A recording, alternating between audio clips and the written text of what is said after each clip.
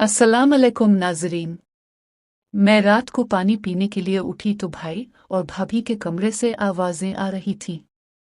मैंने खिड़की से झांका तो भाई और भाभी इस वक्त अपने काम में मसरूफ थे। जब मैंने उन्हें देखा तो मेरे जिस्म में एक अजीब सी हलचल होने लगी। मेरा भी अब दिल कर रहा था कि मैं भी अब किसी के साथ ऐसा खेल खेलूं। मैं अब अपने कमरे में वापस आ गई थी। यहाँ पर मेरा छोटा भाई सो रहा था। मैंने अब इसके बारे में सोचना शुरू कर दिया। मेरे भाई की उम्र तकरीबन 13-14 साल थी। मेरी उम्र तकरीबन 22 साल हो चुकी थी। मैं मुकम्मल तौर पर जवान थी और मेरा दिल बहुत ज़्यादा ख़राब हो रहा था। मैं अपने भाई के पास आ गई थी और हमारा बेड एक ही था। मैं अब इसके बेड पर सोने लगी और उसके बाद मैंने मोबाइल पर मूवी लगा दी। वो भी देखने लगी और उसके साथ मैंने छोटे भाई को भी जगा दिया। मैंने कहा, क्या तुम मूवी देखना चाहते हो? इसने कहा कि मुझे नींद आ रही है। लेकिन जब मैं मूवी का सीन देख रही थी तो उसकी नज़र पड़ी तो वो भी उठकर बैठ गया। वो कोई आम सी मूवी नहीं थी, बल्कि इस मूवी में बहुत अजीब से सीन थे।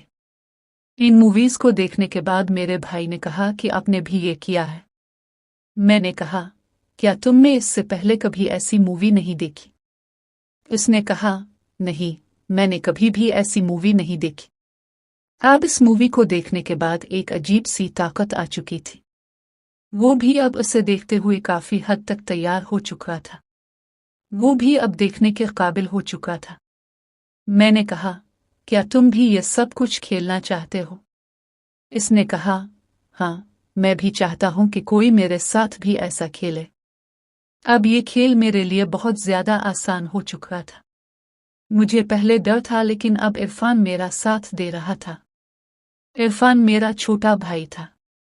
अब शायद ये मेरी पहली और एक खूबसूरत हुसैन रात थी। इरफान ने कहा कि आप इस बारे में किसी को नहीं बताएंगी। मैं भी डर रही थी। इरफान छोटा है, कहीं ये सब कुछ बता ना दे। लेकिन इरफान ने जब कहा कि आप ये सब कुछ किसी को नहीं बताएंगी, मैं इरफान से कह रही थी कि तुम परेशान ना हो। मैं तुम्हें सब कुछ सिखा भी दूंगी और तुम्हें अच्छा खिलाड़ी बना दूंगी क्योंकि तुम्हें आगे इन तमाम चीज़ों की ज़रूरत पड़ेगी। मैं तो खुद इरफान की दीवानी हो चुकी थी। मुझे भी अब इससे मोहब्बत होने लगी थी क्योंकि अब यहाँ और कोई भी नहीं था।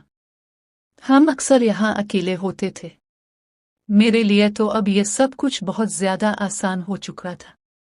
कुछ देर के बाद हम लोगों ने जैसे जैसे मूवी में मुख्तलिफ किस्म का खेल दिखाया जा रहा था, हम उसी तरह अपना खेल शुरू कर चुके थे।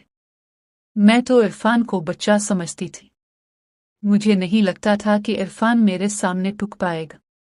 लेकिन इरफान ने जैसे खेलना शुरू किया और इरफान को मैंने जिस तरह बताया तो वो बिल्कुल इसी तरह खेल रहा था। मुझे भी अब इसमें काफ़ी अच्छा लग रहा था। मैंने इरफान से पूछा, कहीं पर भी तुम्हें किसी किस्म की परेशानी हो तो ये खेल छोड़ देना। मैं नहीं चाहती थी कि उसे किसी किस्म की कोई भी परेशानी हो।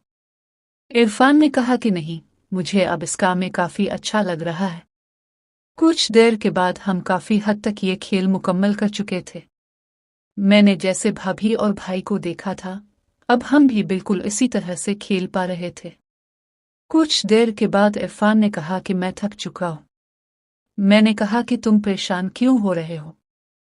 अब मैं तुम्हारी जगह पर खेलूंगी। इरफान ने कहा कि ठीक है। इरफान ने इसके बाद अब सब कुछ मुझे करने के लिए कह दिया कि अब आप अगले सीन को दोहराएं। इसके बाद जैसे जैसे इरफान खेल रहा था, अब इसके बाद मैं इसी तरह खेल रही थी। इरफान को काफ़ी अच्छा लग रहा था। इरफान बहुत ही ज़्यादा खुश था। इरफान भी शायद यही सब कुछ चाहता था। इसके बाद इरफान और मैं मुकम्मल तौर पर एक दूसरे के साथ खुश थे। इरफान और मेरा खेल मुकम्मल हो चुका था। कुछ देर के बाद इरफान को भी मैंने कहा कि जाकर फ्रेश हो जाओ, जो इरफान भी फ्रेश होकर सो गया। सुबह जब उठे तो इरफान मेरे बारे में कुछ अजीब सा सोच रहा था। जब मेरी तरफ देखता तो मुस्करा देता। मैंने इरफान को समझाया कि ऐसा मत देखा करो। इरफान को मेरी आदत सी होने लगी थी। مجھے بھی اب اس بات کا ڈر لگنے لگا تھا کہ عرفان نے اگر سب کے سامنے ایسی بات کرنا شروع کر دی تو سچ میں بہت پریشانی ہوگی، اس لیے مجھ سے بہت بڑی غلطی ہو گئی تھی۔ اب میں ڈرتی دمکتی تھی۔ ایسا مت سوچا کرو، جو غلطی ہوئی تھی ہو گئی، میں نے توبہ کر لی ہے۔ تم بھی توبہ کر لو اور آئندہ کبھی بھی اس بارے میں مت سوچنا۔ اس کے بعد کبھی بھی میں اس کے ساتھ ایسا سوچ بھی نہیں سکتی تھی۔ ایسا کوئی تعلق نہیں بنایا۔ یہ میری پہلی اور آخری غلطی تھی۔ اس کے بعد میری شادی ہو گئی اور میں وہاں سے چلی گئی۔ میں گھر میں بہت کم آتی تھی اور عرفان کے سامنے تو بالکل